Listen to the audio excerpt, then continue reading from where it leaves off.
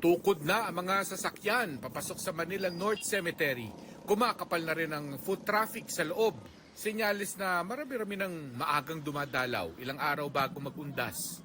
Ang hirap pag tayin mo pa kung kailan piyesta ng patay, hindi ka na makapasok dito eh. Kailangan mauna ka na dyan. Hindi na kayo babalik sa Auno. Uwi na po ako na Ilocos eh. May pupuntahan po kami sa probinsya Tarlac. Kaya po kami napaga. Tsaka maga rin nagpapapasok sila ng sasakyan dahil sa Auno, wala na po. Hindi na po sila nagpapapasok ng sasakyan. Kaya ang bentahan ng bulaklak doon, unti-unti nang umaalagwa. Kamusta ho ang kita ninyo so far? Okay naman po. Hindi naman po sumasama, hindi naman po nagkukulang. Nagpapasalamat nga po kami umaraw kahit papaano kikita kami. Sa Manila South Cemetery, dali-dali sila sa pagpipintura at paglilinis ng nicho habang maaraw pa. Lubog pa sa baha ang ilang nicho. Ang ilang puntod may tambak ng basura.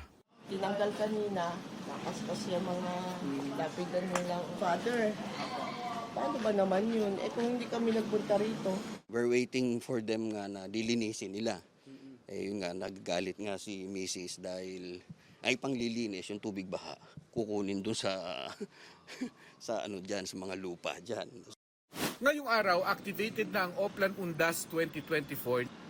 Para sa GMA Integrated News, Mark Salazar, nakatutok 24 oras.